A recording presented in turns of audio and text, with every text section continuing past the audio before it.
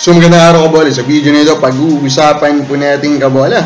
Yun pa rin pong Arvin Tolentino to San Miguel po kabola na trade rumor. Magsasuggest na tayo ng trade for this one. And then, we will of course discuss the new team in the PBA. Sa susunod tournament, so hindi pa na-subscribe, button. Let's start po kabola with the comments po ng mga fans. Sabi po ni Mamang Driver na vlogger, go bong to converge. Then sabi po ni Ronnie Karandang, Idols no, pa-shoutout sa next mo vlog sa Karandang and Villaruel family from Mulana in Quezon. Hindi po tayo si Snowbado kabola, ano po? So we are believer of course of the rumors of Snowbado, pero hindi po tayo si Snowbado. Ronald Berbusidad, pa-shoutout sir. Then Malyari Mascarinhas, pa-shoutout naman idol.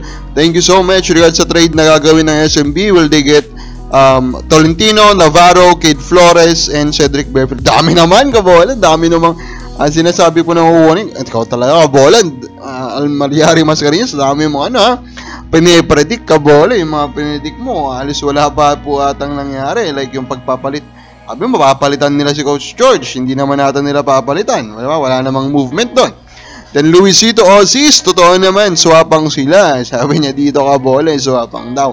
I think tinutukoy niya dito sa San Miguel Corporation. Swapang ba sila? Di naman, medyo lang, di ba kabola? Now, ito nga po, ito pong Hong Kong, which is the 13th team for the Commissioner's Cup kabola. Unti-unti nare-reveal na yung anong lineup nila idadala. Ang import nila, kasi nga one import lang. Kung maalala nyo dati, si Dragons, Bay Area Dragons, dalawa yung ginamit. Or low one lang yung pwede nilang gamitin sa isang game. Cameron Clark kabola yung napili nila. And of course, Cameron Clark was an amazing import when he played for San Miguel Beermen kabola, and even with NLEX if I'm not mistaken. This guy though is only at 6'6", 6'7". So ang talagang babantayan dito ngayon kabola, sino yung mga magiging big man nitong Hong Kong? Kasi at the end of the day, that will be the battle. Kasi karamihan po sa import ng ibang PBA teams will be those huge 6'10", 6'9", 6'11 kabola. So sino yung mga magiging big man nitong Hong Kong? Kung hindi sila makakapagdala ng quality big man, malamang hindi po nila mare-replicate yung nagawa po ng Dragon, Bay Area Dragon dati.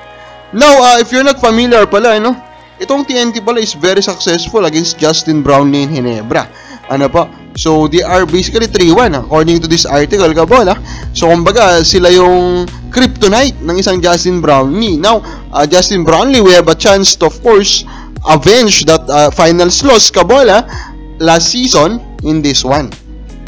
Now, itong Arvin Tolentino San Miguel Beermen, yan na yung pinakamainit ngayon na pinag-uusapan po na trade possibility.